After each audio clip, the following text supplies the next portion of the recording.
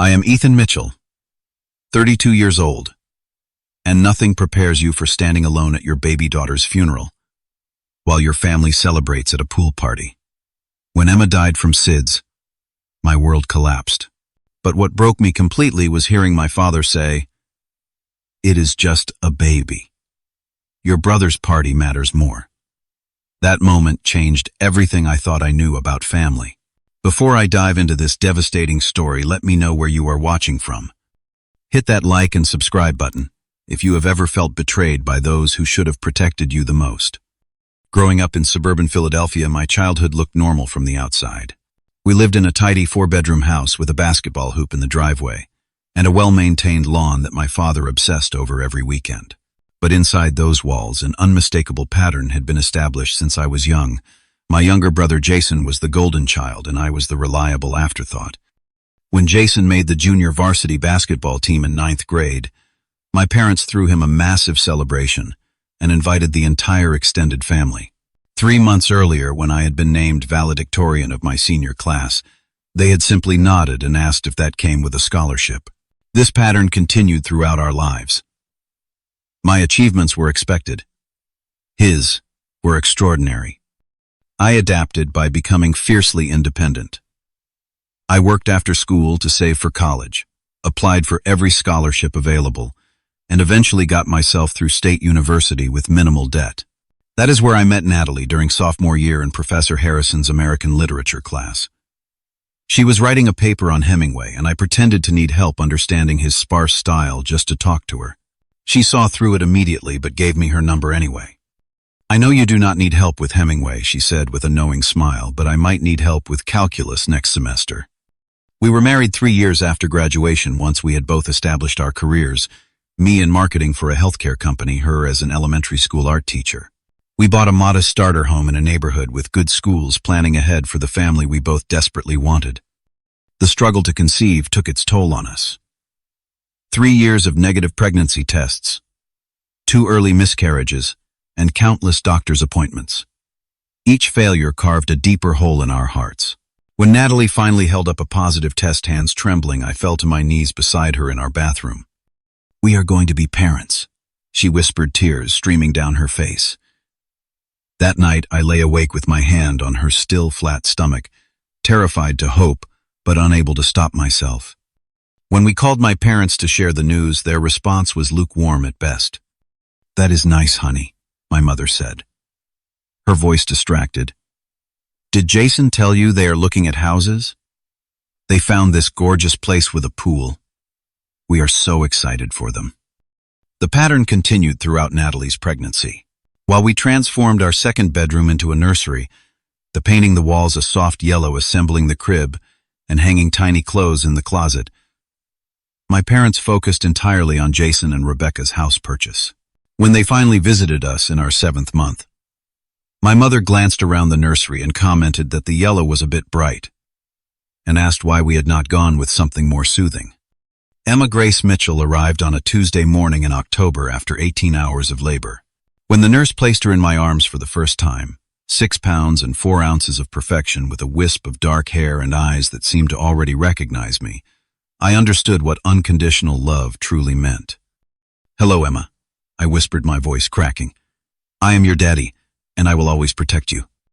My parents visited briefly the following weekend, staying only 2 hours before heading to Jason's new house to help him set up his entertainment system. They held Emma awkwardly, as though unsure what to do with her, and asked few questions about her health or temperament. The first 8 months with Emma were exhausting and miraculous. We learned the exact bounce and sway combination that would soothe her colicky cries at 3 in the morning. We celebrated every tiny milestone. The first time she rolled over, her first laugh, the way she would grip my finger with her entire tiny hand. Natalie created a monthly photo series capturing Emma on the same blanket, a stuffed elephant beside her for scale, documenting her growth. When Emma was 7 months old, Jason announced they were having a housewarming and pool party to celebrate the completion of their backyard renovation. The date he selected was the same weekend we had planned Emma's baptism, which we had already sent invitations for. "Mom and Dad really want to be at Jason's first big party in the new house," my mother explained when I called to confirm they would be at the baptism. "Could you possibly reschedule?" Your brother has already ordered the catering. After a tense discussion, Natalie and I reluctantly moved the baptism to the following month. We told ourselves it was easier to change our plans than to deal with the family tension. Neither of us could have imagined that by then there would be no baptism at all. The morning started like any other Saturday. Emma woke us at 5:45, her babbling coming through the monitor like a gentle alarm clock. I went to get her while Natalie started the coffee maker. Emma beamed when I entered her room, pulling herself up to stand in her crib, bouncing on her chubby legs. "Good morning, sunshine," I said, lifting her into my arms and breathing in her baby scent. She patted my face with her tiny hands, a morning ritual I treasured. I changed her diaper while she squirmed and giggled, then carried her downstairs for breakfast. Natalie had prepared her oatmeal with mashed banana, and we took turns feeding her spoonfuls while sipping our coffee. Emma had recently started reaching for the spoon, determined to feed herself despite getting more food on her face and bib than in her mouth. "I need to get groceries," Natalie said, wiping Emma's face with a damp cloth. "We are out of almost everything. Can you watch her for a couple hours?" "Of course," I replied, lifting Emma from her high chair. "We will have daddy-daughter time, right, Em?" After Natalie left, Emma and I played on the living room floor. She was getting faster at crawling and loved to be chased around the coffee table. After about an hour of play, she started rubbing her eyes, the clear signal that nap time was approaching. "Tired, sweetie?" I asked, checking my watch. It was just after 9:30, her usual morning nap time. I carried her upstairs, singing her favorite lullaby softly. She laid her head on my shoulder, her eyelids already drooping. I placed her gently in her crib on her back, just as the pediatrician had always instructed. She rolled to her side immediately, a new skill she seemed proud of, and I tucked her favorite blanket around her legs, careful to keep it away from her face. I turned on the sound machine to the rain setting she preferred, and watched as her eyes closed completely. "Sleep tight, my little love," I whispered, backing out of the room. I checked the monitor as soon as I got downstairs, watching her peaceful sleeping form on the screen. I started a load of laundry and responded to a few work emails. Every 20 minutes or so, I glanced at the monitor to check on her. She was sleeping soundly, occasionally shifting position as babies do. When the laundry was done, I went upstairs to put it away, tiptoeing past her room. I could hear the gentle sound of the rain machine through the door. According to the monitor, she had been asleep for nearly 2 hours, longer than her usual morning nap. I decided to check on her. The moment I opened the door, I knew something was wrong. The room was quiet. Too quiet. I could not hear her soft breathing. I rushed to the crib and found Emma lying motionless, her lips slightly blue. "Emma," I said, my voice breaking the silence. "Emma. Baby." I reached for her, my hands shaking uncontrollably. She was limp when I lifted her, her head lolling back unnaturally. I patted her cheeks gently, then more firmly. "Emma, wake up, sweetie. Wake up." My training from the infant CPR class kicked in. I laid her on the floor and checked for breathing. Nothing. I started chest compressions with 2 fingers, pressing gently but firmly on her tiny chest, counting aloud as tears blurred my vision. After 30 compressions, I tilted her head back slightly and gave 2 small breaths. With one hand, I reached for my phone and dialed 911, putting it on speaker as I continued CPR. 911, what is your emergency?" The dispatcher's voice filled the room. "My baby," I gasped between compressions. "She is not breathing. I found her in her crib. Not breathing." The dispatcher asked for our address, which I choked out between sobs, never stopping the rhythm of compressions. "Help is on the way, sir. Continue CPR until paramedics arrive." "Are you doing chest compressions?" "Yes," I said, my voice barely functioning. 30 compressions, 2 breaths. She is 8 months old." "You are doing great, sir. The ambulance is 4 minutes away. Keep going." Those 4 minutes stretched into an eternity. I counted compressions, gave breaths, pleaded with Emma to wake up, to cry, to give any sign of life. The dispatcher stayed on the line, her calm voice a tether to reality as my world collapsed around me. When the paramedics finally burst through the door, I was still performing CPR, my arms aching, tears and sweat dripping onto Emma's still face. "Sir, we will take over," a female paramedic said, firmly guiding me away, as her partner immediately took my place. I watched helplessly as they worked on my daughter, attaching monitors, inserting a tiny tube down her throat, continuing the compressions I had started. They spoke in clipped professional phrases that I could barely process. Words like asystole and no cardiac activity floated through the room. After what seemed like both seconds and hours, they lifted her onto a stretcher, still working on her as they moved quickly toward the ambulance. "I am coming with you," I said, following them down the stairs. "Meet us at St. Joseph's Hospital," the male paramedic said firmly. "We need space to work. Drive safely." I called Natalie as I fumbled for my keys, my hands shaking so badly I could barely grip them. "Nat," I choked out when she answered. "Emma. Hospital. Not breathing." I heard her sharp intake of breath. "Then I am coming now." "Which hospital?" "St. Joseph's." The drive to the hospital exists in my memory as disconnected flashes. Running a red light, praying aloud, begging God to spare my daughter. Hitting the steering wheel so hard my palm bruised. Pulling into the emergency entrance and abandoning my car in the ambulance bay. Inside, I ran to the reception desk. My baby was just brought in by ambulance. Emma Mitchell, 8 months old. The nurse directed me to a waiting area, promising to get information. I paced, unable to sit, calling my parents while I walked. "Dad, Emma is in the hospital. She was not breathing. They are working on her now. I need you and Mom." "What happened?" he asked, alarm in his voice. "I do not know. I put her down for a nap, and when I checked on her..." My voice broke. "Please come." "We will leave now," he said. "Keep us updated." Natalie arrived minutes later, her face pale with terror. We clung to each other in the waiting room, neither able to form complete sentences. A doctor emerged after what felt like hours, but was probably only 20 minutes. "Mr. and Mrs. Mitchell?" she asked gently. When we nodded, she guided us to a small private room. I knew from her expression what she was going to say, but my mind refused to accept it. "We did everything we could," she began, her voice gentle but direct. "I am so deeply sorry, but Emma did not survive." Natalie's knees buckled. I caught her as we both sank to the floor, holding each other, as the doctor continued speaking, explaining about sudden infant death syndrome, how there was nothing we could have done, how it was not our fault. Her words washed over us, unable to penetrate the roaring in my ears. "Would you like to see her?" the doctor finally asked. They had cleaned her up and wrapped her in a fresh blanket. She looked like she was sleeping, her face peaceful. We held her for hours, memorizing every feature of her face, her tiny fingers, the curve of her ear. We told her how much we loved her, how sorry we were that we could not protect her. When I finally thought to check my phone, there were missed calls from my parents. I returned the call, stepping into the hallway while Natalie continued to hold Emma. "Ethan, what is happening?" my father asked. "She is gone, Dad," I said, my voice hollow. "Emma died. They say it was SIDS."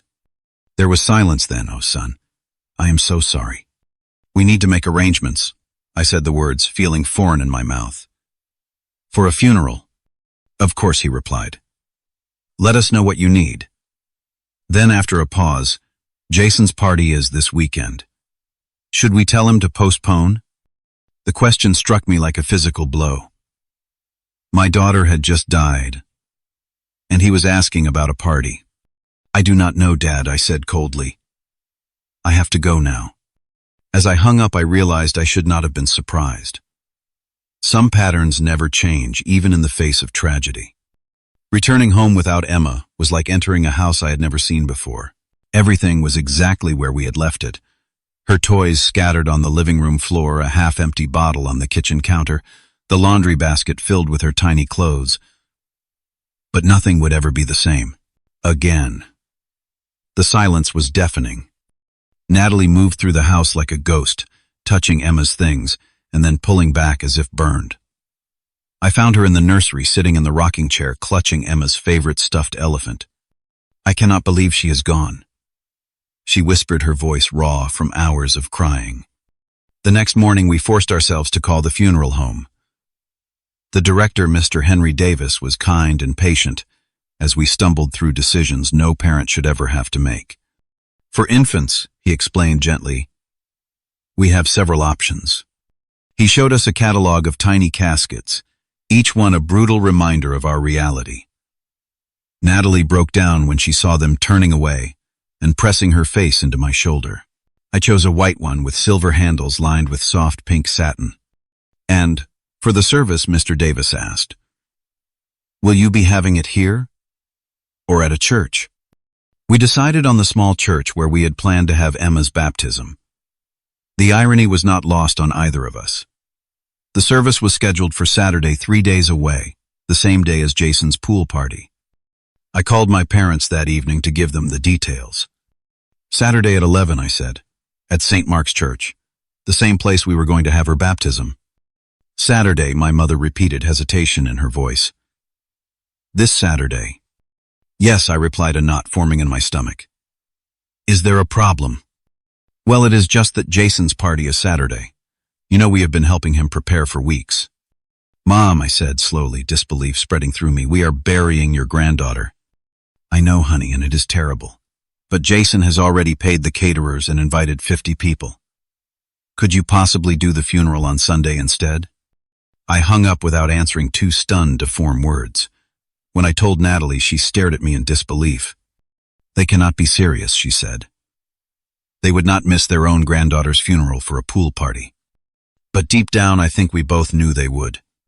The next day, Jason called. I braced myself for what I hoped would be an offer to reschedule his party. Hey bro, he said, his voice awkwardly balanced between cheerful and somber. I heard about Emma. That is really rough. Thank you, I replied stiffly. So Mom mentioned there might be a scheduling conflict with the funeral, he continued. I just wanted to check if you guys are still coming to the party after. We have that water slide for the kids, and I know it will not bring Emma back or anything, but maybe it would cheer you up. I sat in stunned silence, unable to process the level of insensitivity. Jason, I finally managed. We will be burying our daughter on Saturday. We will not be attending your party. Oh, he said, sounding genuinely surprised. Right, of course. But Mom and Dad are still coming, right? Because Dad was going to man the grill and we kind of need him.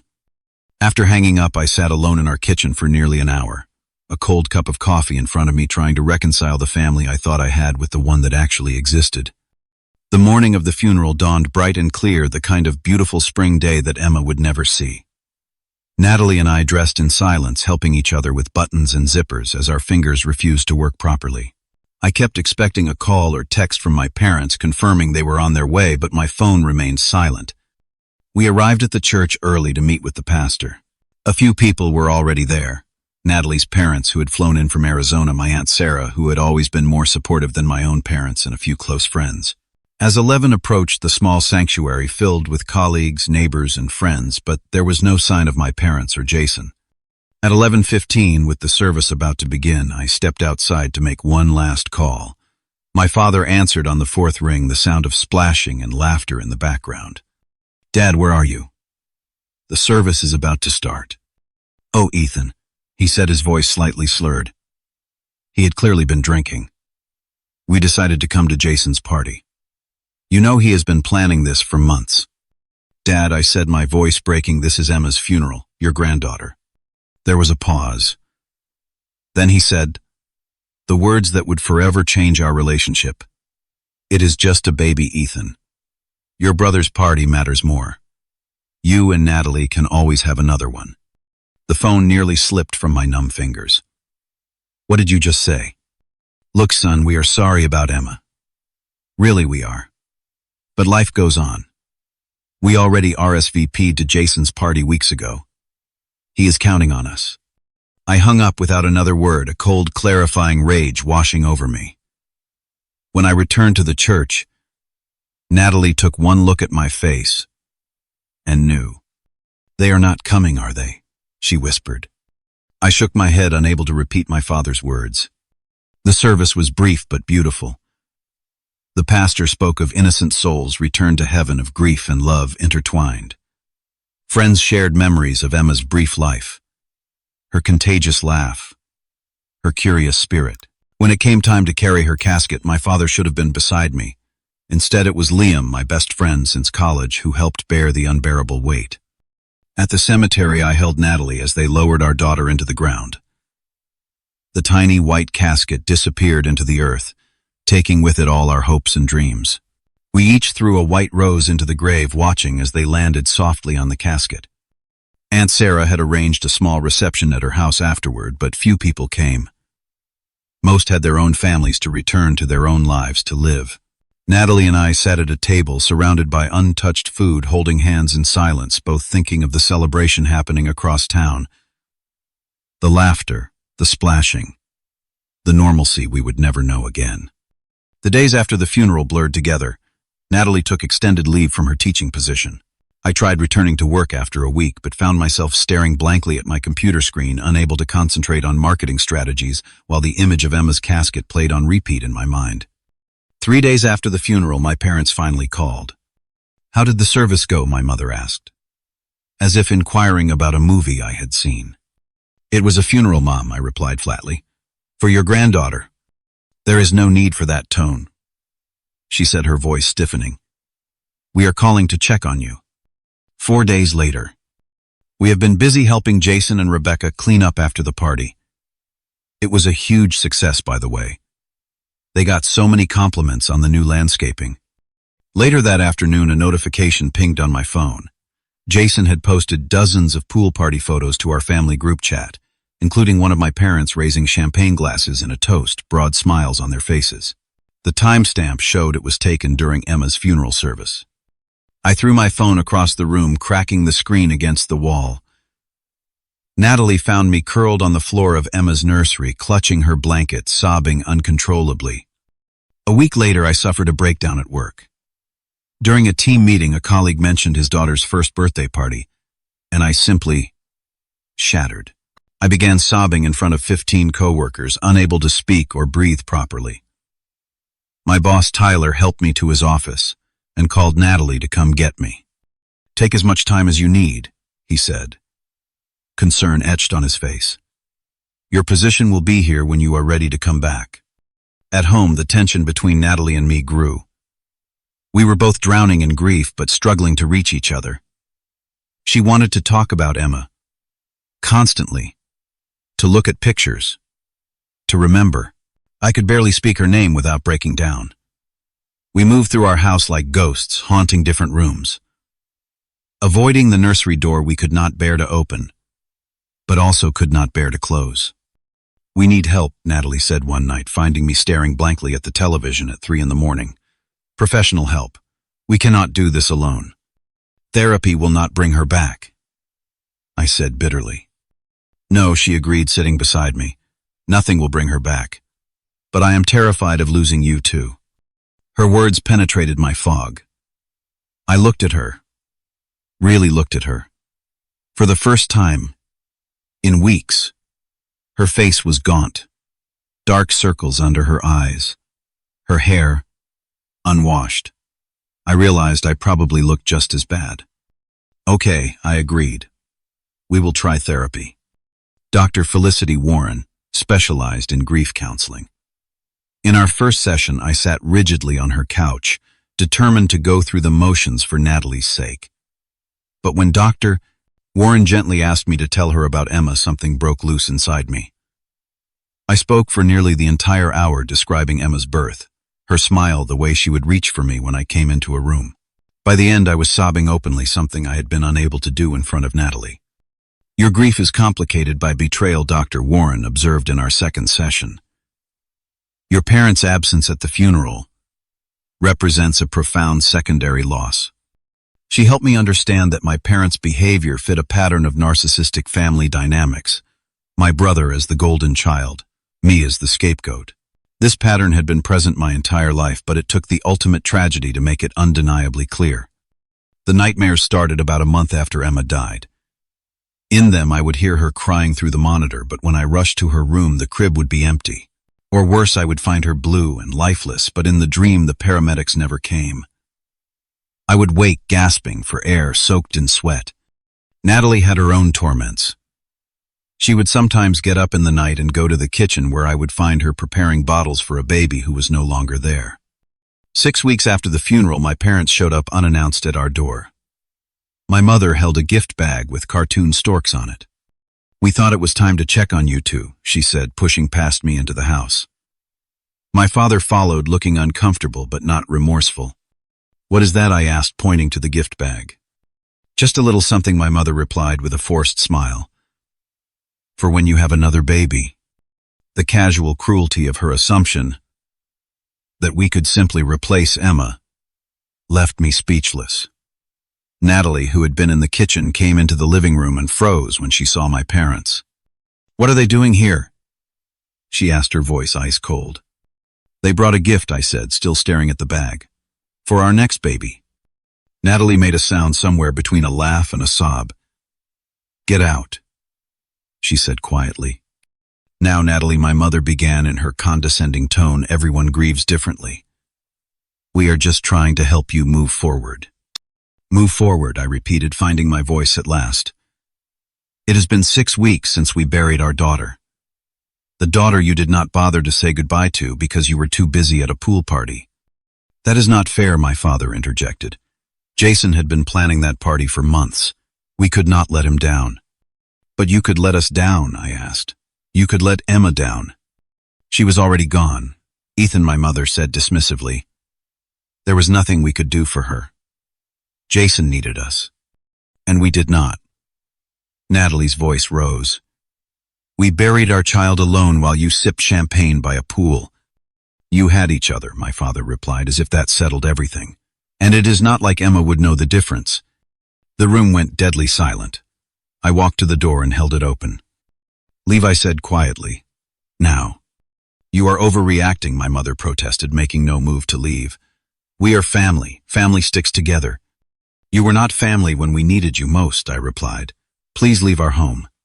They left reluctantly, my mother huffing about dramatic displays, and my father muttering that I had always been too sensitive.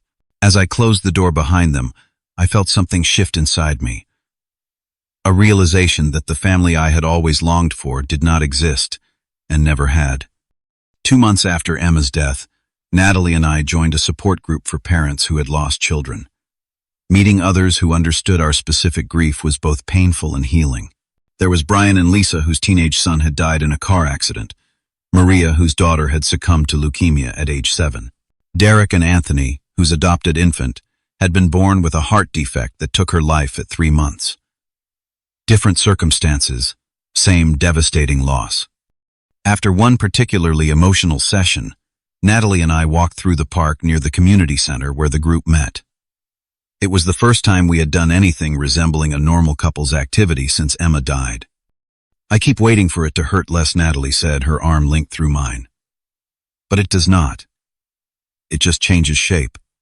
"I know," I replied. "And being around my family makes it worse. Every time they call, every text from Jason, it is like losing her all over again." We stopped at a bench overlooking a playground. Watching the children swing and climb sent a familiar ache through my chest, but for the first time it did not feel like it would kill me. "What if we left?"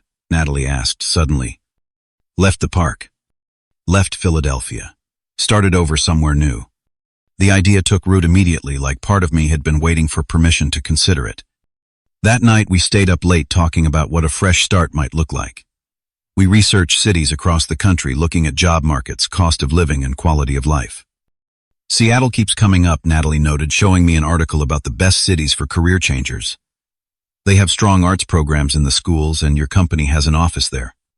We decided to explore the possibility without telling my family. The thought of having those conversations, of hearing their dismissive responses, or worse, their attempts to guilt us into staying, was more than either of us could handle. The next morning I reached out to my company's HR department to inquire about transfer possibilities. To my surprise, there was an opening in the Seattle office for a marketing team lead, a small promotion from my current role. "They would like to interview you next week," my manager said, when I told him about the opportunity, virtually of course. "And Ethan, I think this could be good for you and Natalie.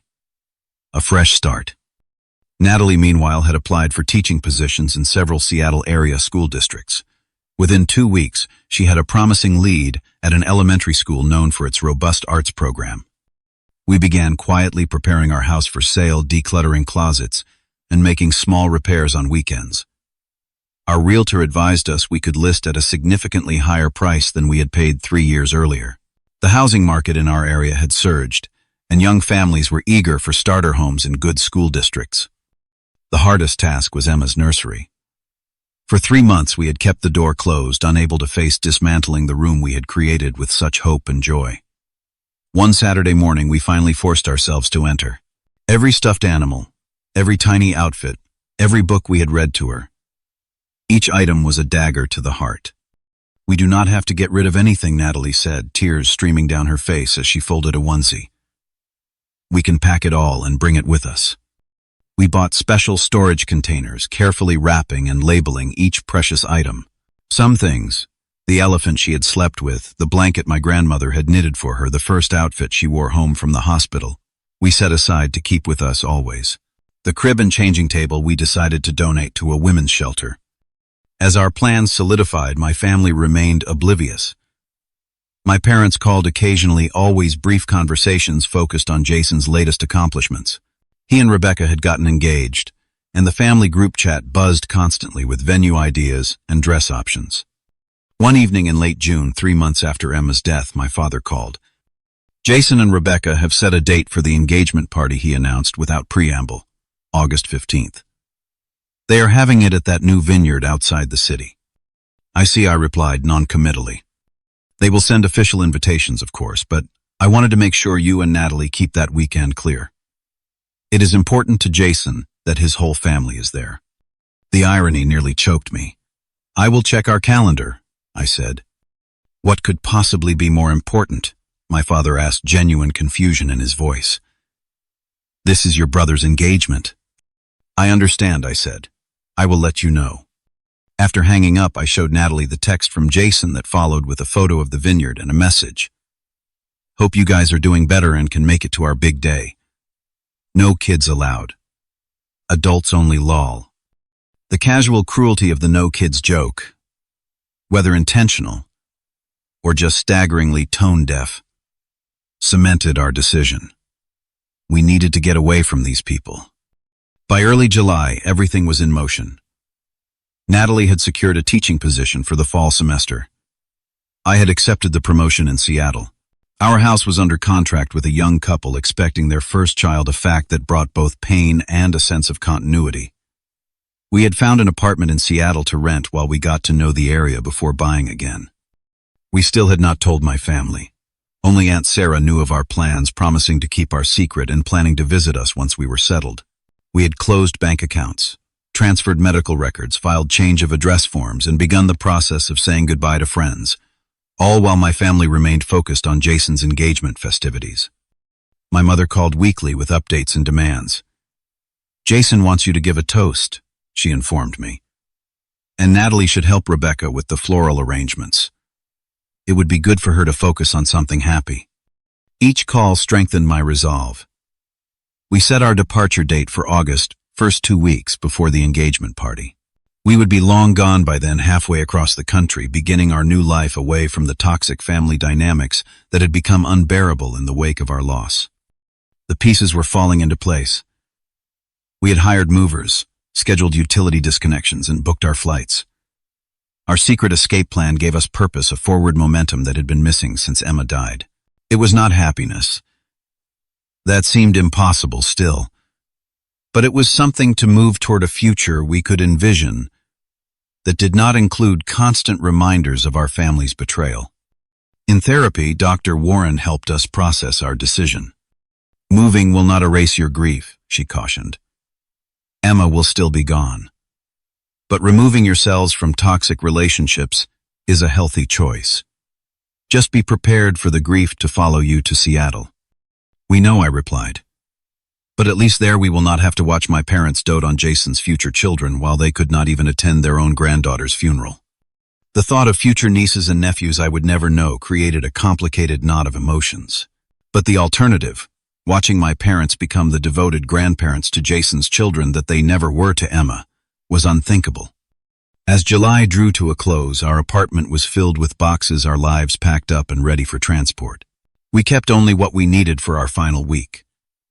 Clothes, basic kitchen supplies, and Emma's memory box that would travel with us on the plane. Everything else would follow in the moving truck. We were almost free. The morning of August 1st dawned hot and humid, typical Philadelphia summer weather. The moving truck was scheduled to arrive at 8, and we had been up since dawn cleaning the last corners of the apartment and making sure nothing important had been forgotten. "I cannot believe we are actually doing this," Natalie said, sitting on our suitcase to close it. "In 12 hours we will be in Seattle." "New city, new start," I replied, checking our flight details one last time. The doorbell rang at 7:45. "Movers are early," I said, heading downstairs. But when I opened the door, it was not the movers. It was my parents standing on our doorstep with confused expressions. "What is going on?" my mother demanded, pushing past me into the house. Mrs. Klein across the street said, "You have a moving truck coming today." My father followed her in, stopping short when he saw the stacks of boxes in our living room. "Are you moving?" For a moment I was speechless, caught completely off guard.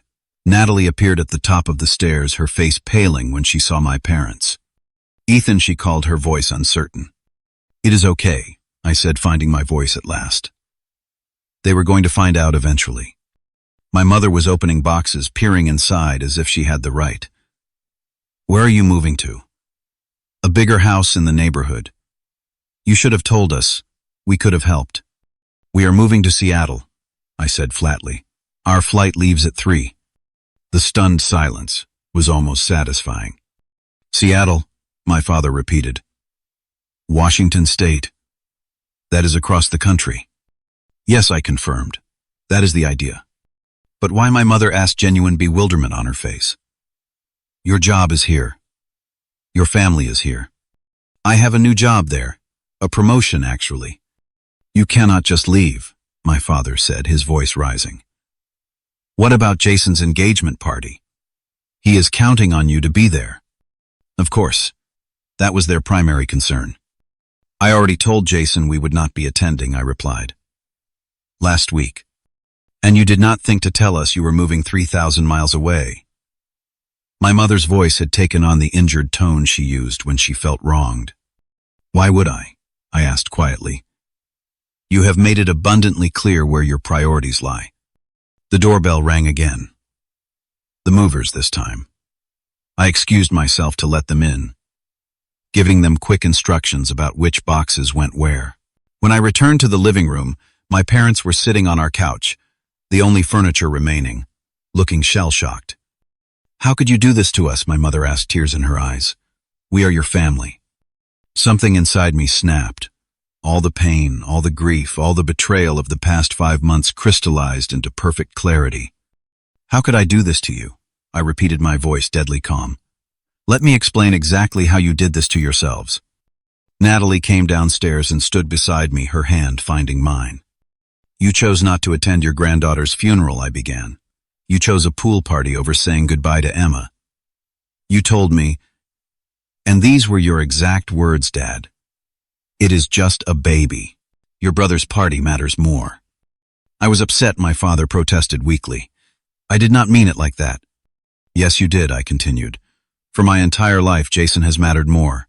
His games, his parties, his house, his engagement, all of it has always been more important than anything in my life, even my daughter's death." "That is not fair," my mother interjected.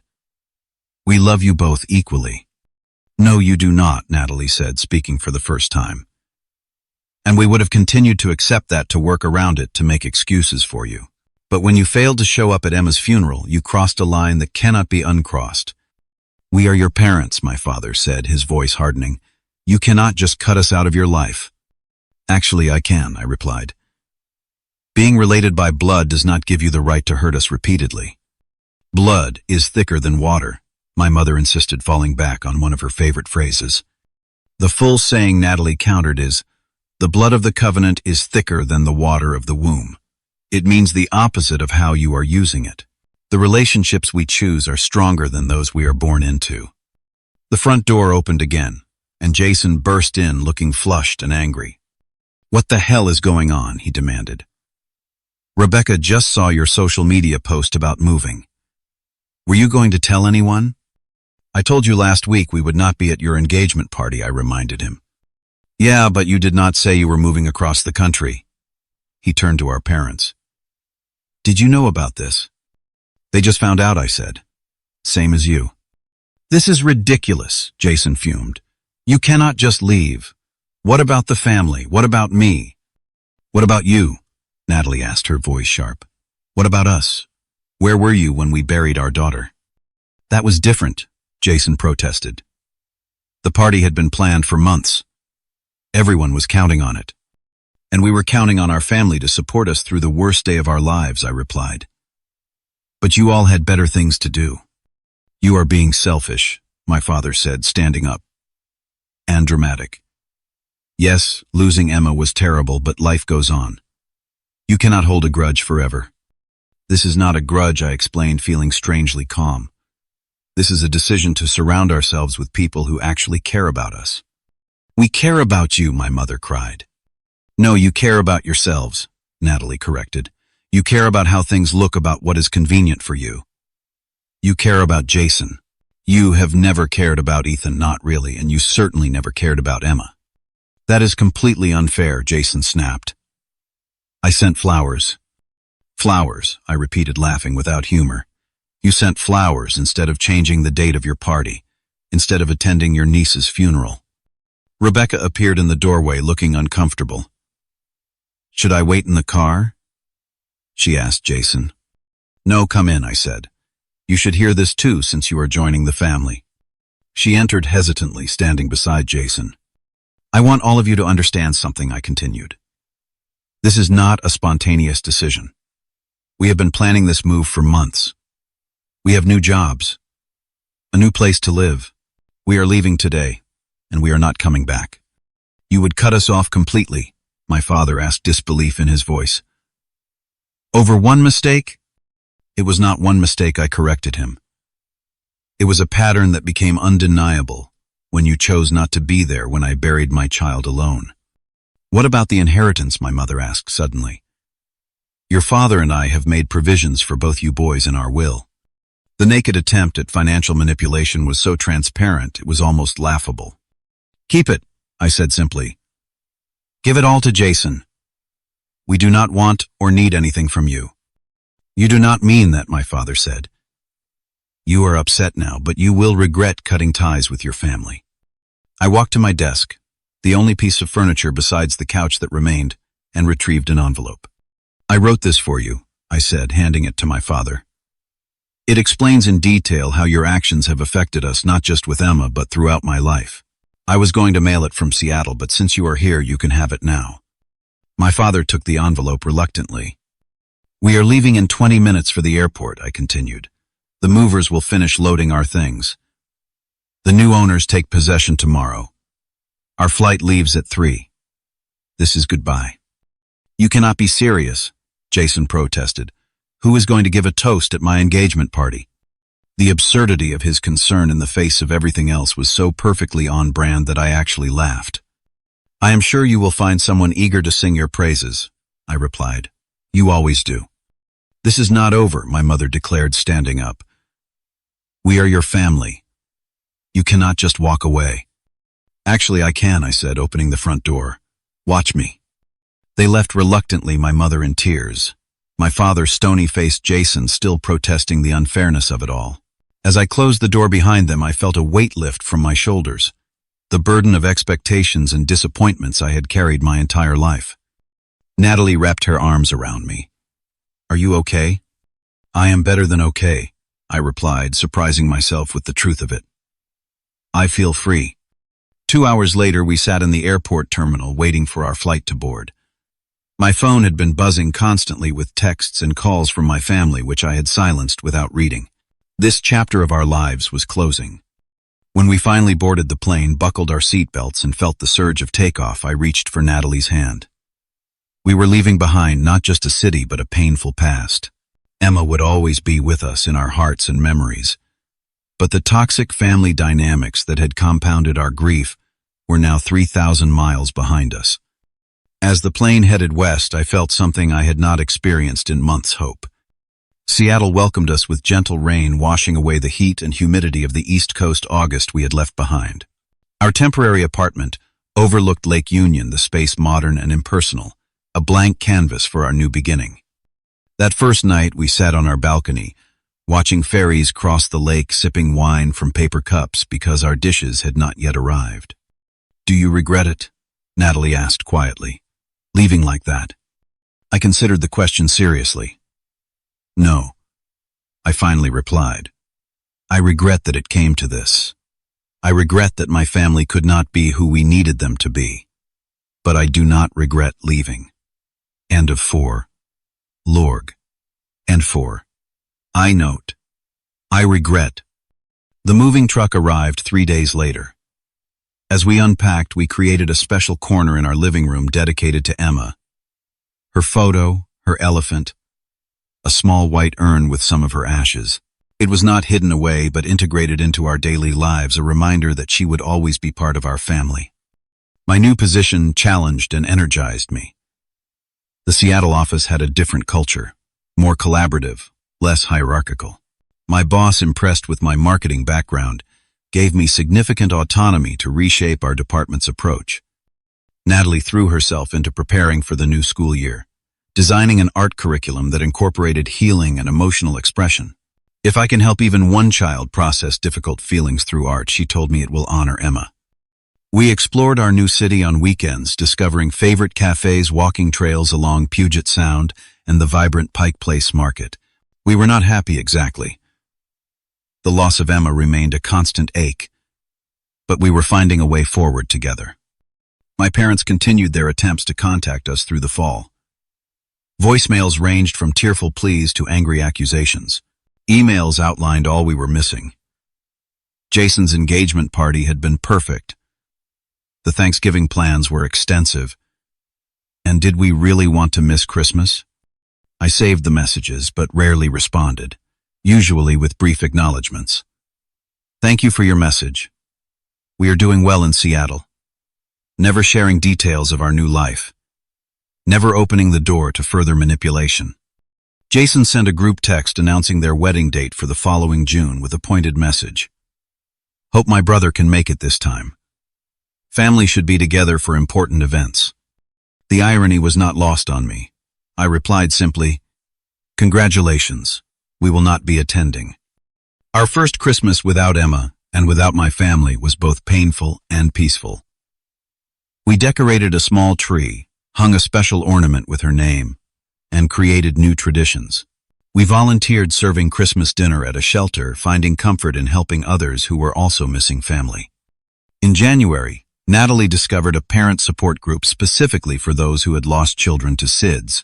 The shared experience of this particular type of loss, sudden, unexplained, laden with unwarranted guilt, created an immediate bond. We began attending weekly meetings, gradually moving from raw grief to something resembling acceptance. "I keep thinking about all the other parents going through this," Natalie said one night after a particularly powerful session.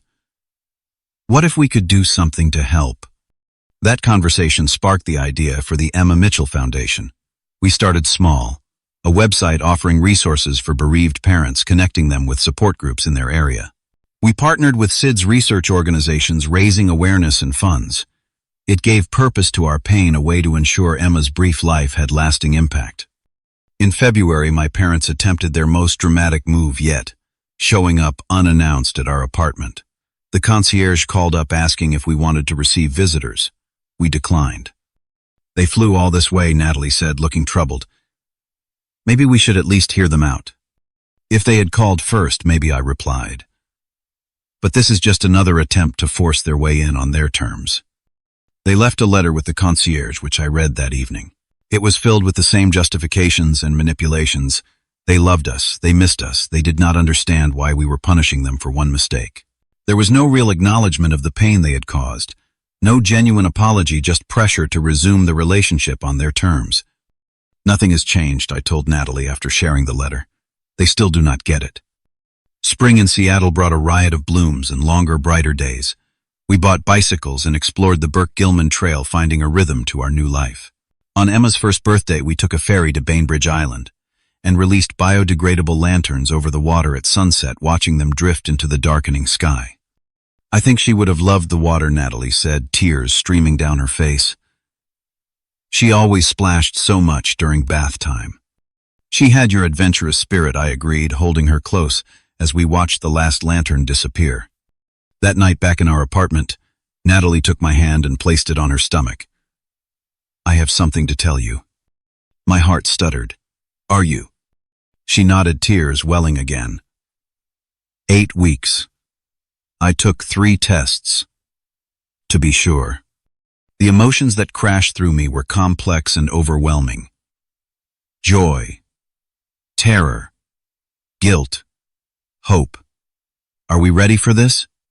I do not think anyone is ever ready, she replied. But I think Emma would want us to love again. Do not you? As spring turned to summer, we finally bought a house, a craftsman bungalow with a view of the Olympic Mountains and a small backyard where we planted a cherry tree in Emma's memory. We prepared a nursery, both excited and frightened, carrying the trauma of our loss into every decision. Natalie connected with a doctor who specialized in pregnancies after Sid's loss, who reassured us that lightning rarely strikes twice and set up extra monitoring to ease our anxiety. We attended special parenting classes for bereaved parents, expecting again learning techniques to manage the panic that sometimes gripped us. In June, my phone lit up with photos from Jason's wedding. I looked through them briefly. My parents beaming proudly, Jason in his tuxedo. The elaborate venue. It looked exactly like the type of event they had always valued above all else. I felt nothing but a distant acknowledgement that I had made the right choice for my family. On the 1-year anniversary of our move to Seattle, we hosted a small gathering in our new home. Friends from work, neighbors, members of our support group. As I looked around at these people who had entered our lives during our darkest time, who had accepted us with our grief and scars, I realized we had created something my birth family had never provided: unconditional support. In October, our son Daniel was born, healthy, vocal, and determined. Holding him for the first time, I experienced both transcendent joy and devastating grief, knowing that Emma would never meet her little brother. We made sure he would know about her, keeping her photos displayed, speaking of her as a permanent part of our family. The first time Daniel smiled, Natalie captured it on video and then broke down sobbing. Emma's smile was just like that, she whispered. The same little dimple. We navigated new parenthood with the hypervigilance that comes from loss taking turns, watching Daniel sleep, jumping at every unusual sound. Slowly, with support from our therapist and group, we began to loosen our grip on fear, allowing joy to take up more space in our hearts. My parents sent a card and gift when they heard about Daniel's birth, through Aunt Sarah, as we had not directly informed them. The card expressed hope that our new addition would bring us back to the family. We sent a polite thank you note, but maintained our boundaries. 2 years after Emma's death, we visited her grave for the first time since leaving Philadelphia. We brought Daniel, now 6 months old, and introduced him to the sister he would never meet. The pain was still there, but it had transformed into something we could carry without being crushed by its weight. Returning to Seattle felt like coming home in a way Philadelphia never had. We had built a life centered on honesty, healing, and hope. The Emma Mitchell Foundation had grown, now offering retreats for bereaved parents and advocating for more research into SIDS prevention. Natalie's art therapy program at her school had become a model for other districts. Do you ever wonder what would have happened if they had just shown up at the funeral? Natalie asked one evening as we sat in our backyard watching the cherry tree bloom. Sometimes, I admitted. But I think the funeral was just the final revelation of what had always been true. It took losing Emma to make me see what I had been denying my whole life. That you deserved better, she said softly. That we all did. Emma, you, me, we all deserved better than what they were willing to give. As I look at our life now, our thriving son, our meaningful work, our supportive community, I know that walking away was the only way forward. Sometimes the family you are born into is not the family you need. Sometimes you have to build that for yourself. Emma's brief life changed everything. Through unimaginable loss, she gave us the courage to break toxic patterns, to demand more from our relationships, to create a home where love is never conditional, and no party will ever be more important than being there for each other in moments of joy and grief. If you are watching this and struggling with toxic family dynamics, know that you are not alone. Sometimes the hardest and bravest thing you can do is set boundaries, even if that means walking away. Have you ever had to make a difficult choice between your own well-being and family expectations? Share your story in the comments below. And if this resonated with you, please like, subscribe, and share with someone who might need to hear that they are not alone in their journey. Thank you for listening to my story. And remember that healing is not linear, but it is possible.